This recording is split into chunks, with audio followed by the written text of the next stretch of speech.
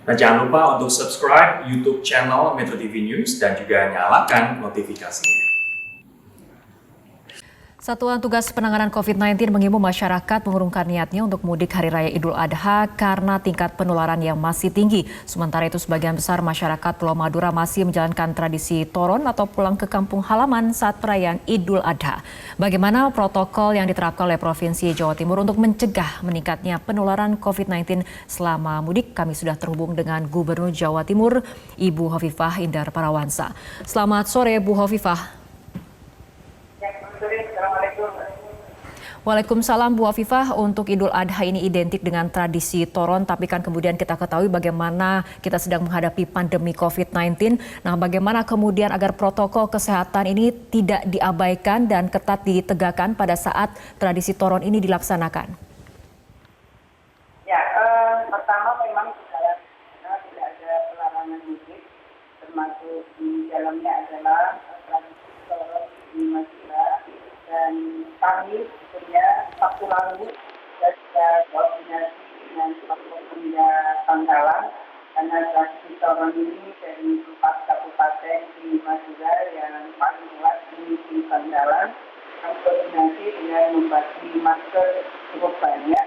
Kami juga meninggalkan masker untuk tetap dibagikan kepada kelompok-kelompok yang memang punya potensi untuk berinteraksi yang satu dengan yang lain. Kemarin Pak Kapolda juga sudah mengkoordinasikan dengan elemen-elemen tokoh agama dan ulama Madura dan Pasuruan, karena ada Madura pendampingan dari mulai Pasuruan sampai Jember. Meskipun tradisi toron ini lebih kuat adanya di Madura, terutama Bangkalan, artinya bahwa koordinasi teknis sudah dilakukan. Harapannya adalah bahwa di setiap ini di mana mereka mungkin nanti malam akan bertakbir, lalu besok sholat Id, kemudian penyembelihan hewan kurban dan distribusi daging kurban, saya sudah menandatangani surat edaran gubernur untuk bisa melakukan berbagai tahapan ini dengan berbagai restriksi. Restriksinya antara lain adalah kita mohon untuk sementara ini tidak ada takbir keliling. Kalaupun takbir di masjid atau mushola maka dibatasi 5-10 orang. Dan selanjutnya kita mohon Ya, Bu Hovifah. Ya, Bu Hovifah, apabila di DKI Jakarta pernah kita kemudian diterapkan SIKM untuk warga DKI di Jakarta yang akan keluar ataupun masuk ke DKI Jakarta, dan kemudian sudah tidak diterapkan dan kemudian diganti dengan skema seperti CLM. Nah, untuk wilayah Jawa Timur, apakah kemudian juga ada rencana untuk menerapkan skema seperti ini?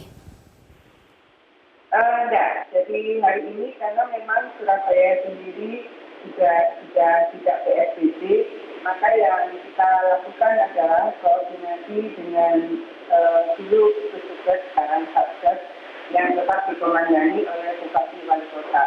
Jadi sebetulnya di surat edaran gubernur itu sudah sangat detail sekali, termasuk misalnya mereka yang masuk kategori komorbid, punya penyakit bawaan, lansia dan anak-anak disediakan untuk tidak hadir dalam sholat Id di masjid atau di lapangan terbuka karena dikhawatirkan nanti akan interaksinya itu akan menyebabkan hal yang tidak diinginkan sampai kepada proses pembagian daging kurban ini juga kita menyediakan supaya disampaikan di dalam kelompok-kelompok, tidak diundang orang dan tidak dibagi ke rumah satu persatu.